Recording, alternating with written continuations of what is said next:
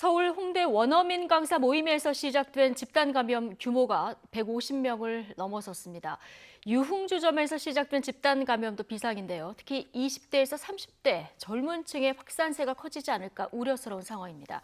현장에 나가 있는 취재기자 연결해 보겠습니다. 김혜린 기자. 네, 서울 홍대 거리에 나와 있습니다. 예. 자, 이 원어민 강사 모임을 고리로 한 확진자가 지금 계속 늘어나고 있는 거죠. 네, 그렇습니다. 어제 하루 경기도에서만 24명이 추가 확진됐습니다.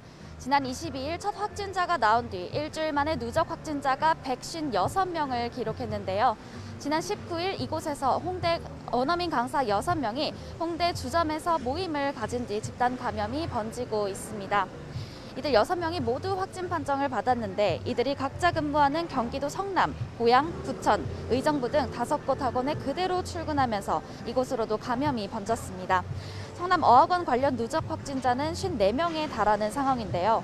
학원 수강생과 동료 강사 등을 중심으로 번지던 감염이 이제는 지인과 가족으로 번지고 있습니다.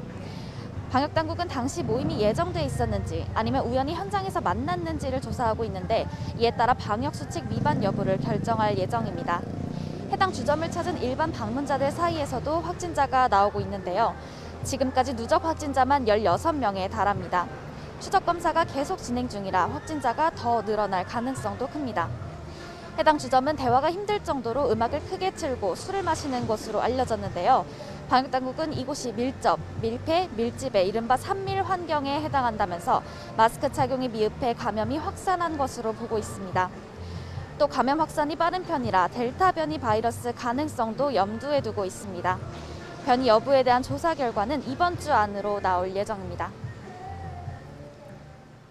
네, 이 수도권 상황 중에 유흥주점에서 시작된 집단 감염도 좀 우려스러운 상황이에요. 네, 그렇습니다. 경기 고양시에서는 노래방 13곳에서 점주와 직원 그리고 도우미를 중심으로 최소 41명이 감염됐습니다. 고양시는 술을 파는 노래방뿐만 아니라 노래 연습장을 대상으로 지난 26일부터 일주일 동안 집합금지 행정명령을 내렸습니다. 이 기간 영업회에 확진자가 나오면 방역 비용에 대한 구상권을 청구할 방침입니다. 이 밖에도 경기 수원시 주점 관련 확진자가 어제 2명이 추가돼 22명으로 늘었습니다. 이처럼 유흥시설 주점에서 시작된 확진 사례만 모두 19건에 달하는데요. 이런 가운데 다음 달 1일부터는 거리두기 단계가 완화됩니다. 수도권에서는 술집, 유흥주점 등이 자정까지 영업할 수 있고 당장 6명까지 모이는 것이 가능해집니다.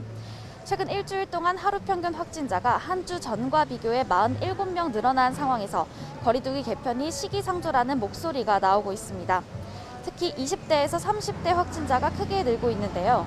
한 주 전과 비교해 확진자 수가 112명이나 늘어난 가운데 이들이 자주 찾는 유흥시설 영업시간 연장이 또 다른 집단 감염의 고리가 되지는 않을까 우려스러운 상황입니다.